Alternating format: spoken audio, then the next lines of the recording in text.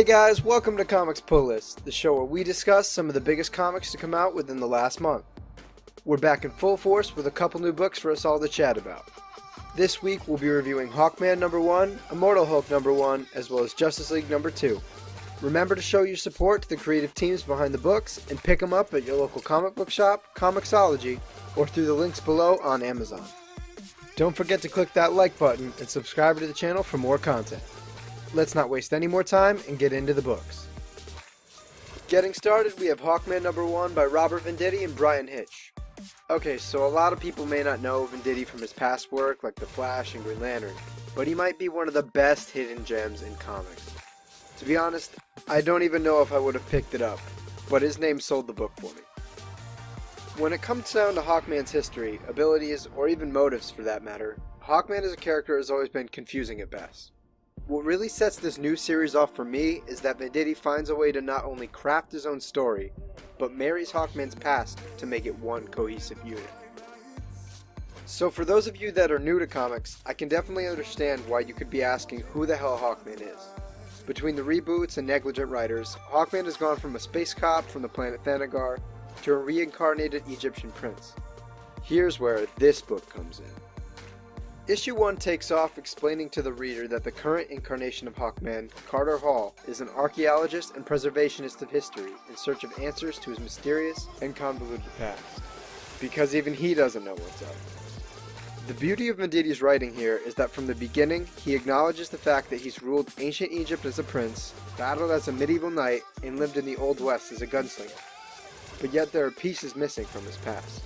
12 miles south of Santorini, Greece, we follow Hawkman on an expedition to underwater ruins in search of a mystic artifact known as the Nautilus of Revealment. In the meantime, Carter's internal dialogue keys us into his nature as a character and revealing his drive for discovery.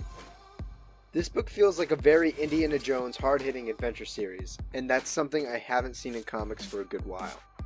As Carter attempts to retrieve the Nautilus, little does he know that the Decor was actually a guardian of the artifact.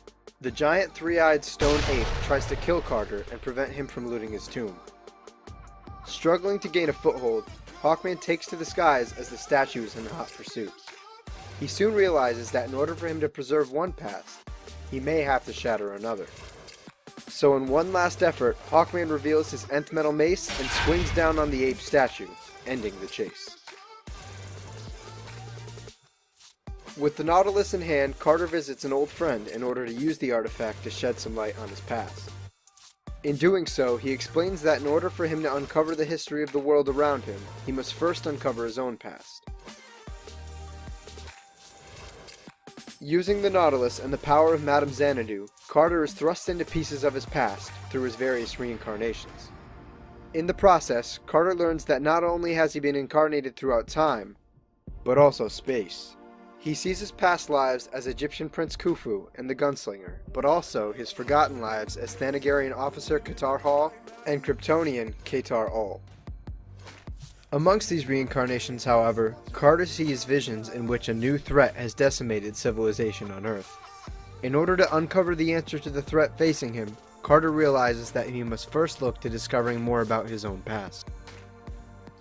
Writer Robert Venditti does a fantastic job at pulling bits and pieces from Hawkman's history together and helping make sense of it.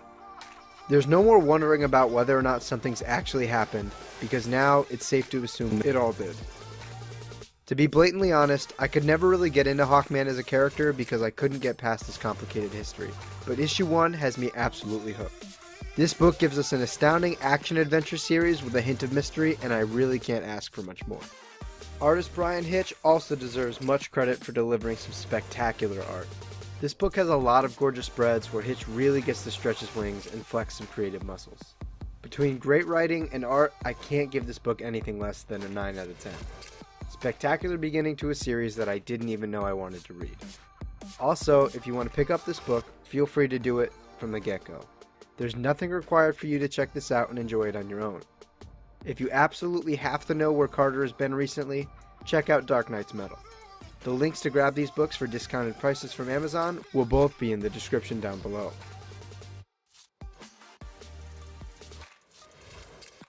Next up we have Immortal Hulk number 1 by writer Al Ewing and artist Joe Bennett.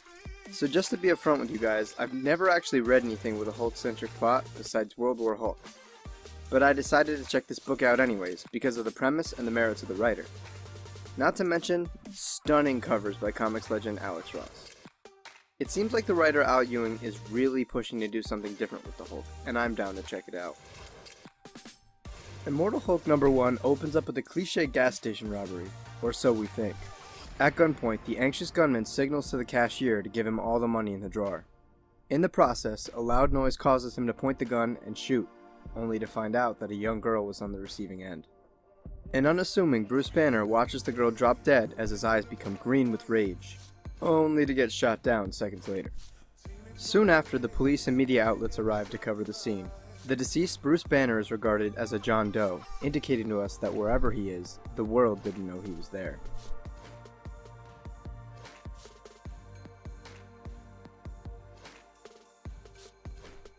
Following up with the nervous gunman, he reports back to a biker gang on the robbery.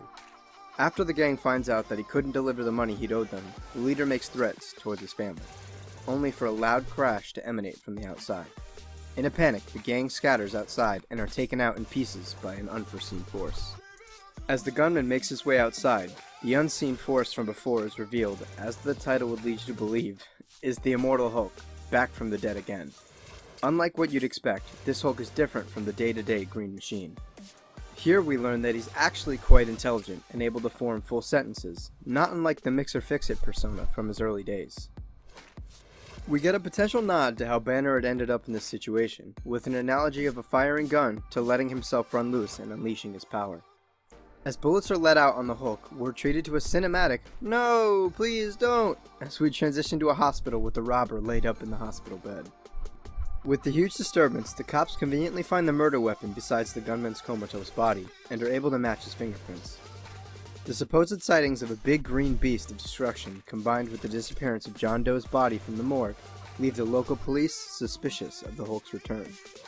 As the book comes to a close, the caption, "There are two people in every mirror," from earlier in the book returns as Banner asks himself whether or not he's a bad person. As the camera pans out, we see that he's not actually talking to himself, but rather the reflection of the Hulk. Immortal Hulk #1 was a super solid issue to kick off the series. Writer Al Ewing takes the stereotypical mean green machine and tips it on its head. I really love how he approaches writing the Hulk with a horror feel. Not having been a longtime Hulk fan, I can't say whether or not it's totally different from anything we've seen in the past, but I definitely enjoyed it. He writes Banner as a tortured soul. He can go through the motions of dying and the pain, but the Hulk will never actually let him die. The fantastic art in the book was done by Joe Bennett. I'm not entirely sure if I've ever seen his work before, but now I'll definitely remember him. From his backdrops to a menacing and scary Hulk, Bennett really delivers on this issue. Between a new direction for the character and bulletproof artwork, this book gets a solid 8.5 Hulk hands out of 10. For the first time in my life, I can honestly say that I'm really excited to pick up a Hulk book. Don't forget to support the industry and pick up this book, either from your local comic book shop, Comixology, or from the link down below that'll take you directly to Amazon. Rounding up this week's episode, we have Justice League by Scott Snyder and rising artist Jorge Jimenez. Issue 2 picks up with the fallout of its predecessor, which you can find a review of in last week's pull list episode. Otherwise, you can grab it from your local comic shop or digitally on Comixology to catch up. There's a link in the description of this video to pick up the book digitally or as a hard copy from Amazon. So be warned, slight spoilers for issue 1 ahead. Issue 2 begins with Lex Luthor giving a very animated series-esque villain speech at a town hall in Kansas. He explains that the town hall was where his father would spend time neglecting the family, so with a maniacal grin, he announces that he's just bought the building to blow it up. Over with Green Lantern John Stewart apprehending a plot device, space criminal, receiving a message from Batman asking him to join the League. He tells John that the threats facing the League are bigger than they've ever gone up against, and that he could play a key role in helping them resolve it. However, they need the architect John Stewart over the soldier. Meanwhile, with Luthor and the Legion of Doom, we learn of several hidden forces of the universe that can be used to unlock the totality introduced in issue 1. These 7 forces were almost impossible even to detect, until the source wall came crumbling down due to the events of Dark Knight's Metal. Back at the Hall of Justice, Batman explains to the League that only Superman and Martian Manhunter's biologies will resist the pathogenic mutagens surrounding the totality. With new suits designed by Batman and the Atom Ray Palmer, Superman and Manhunter enter into the unknown atmosphere emitted by the totality. As the duo approach the center of the totality, we learn that not everything is going as smoothly as planned. The mysterious third-person narrator reveals that Luthor has knowledge of what's really within the totality, and that he intends on using it to destroy the League.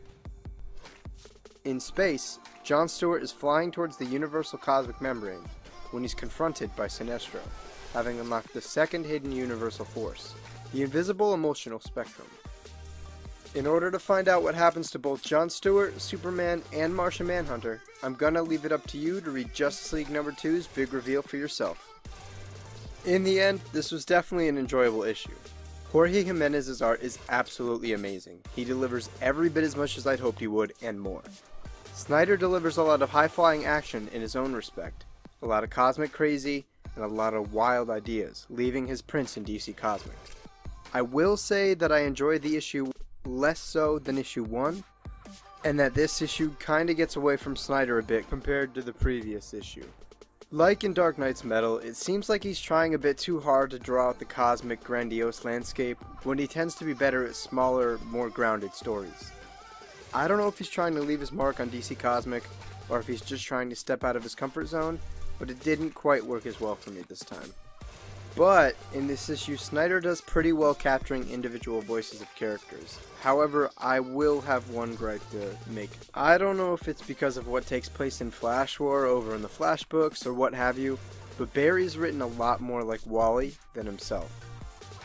I don't know if it's just that Scott doesn't have the experience with Barry, or if he's aiming for the Justice League animated feel as much as possible, but it felt a bit off to me. Otherwise, everyone else felt pretty well written and accurately represented. Issue 2 also throws a lot at us from the get-go, whether it be the hidden forces, like a new part of the emotional spectrum, or the still force. I think it would have benefited from a slower pace. I enjoyed the concepts that were introduced, and I think that they will really play out in some great ways for the story to come, but again, the pacing is really what did me in on this one. To give credit where credit's due, it's still undoubtedly the most interesting the League has been in a good while, and I also really enjoy how Snyder plays with the forms of narration. I'd give this issue a 7.75 out of 10. I didn't quite want to put it as low as a 7.5, but it wasn't quite an 8 for me, so here we are. While I really like the concepts introduced in this issue, it felt a little bit all over the place, and I wish it took more time to pan things out. I'm still really interested in the new direction and excited to see where this goes. Snyder's a favorite of mine in the comic book industry, so I know he has something really great in store for us.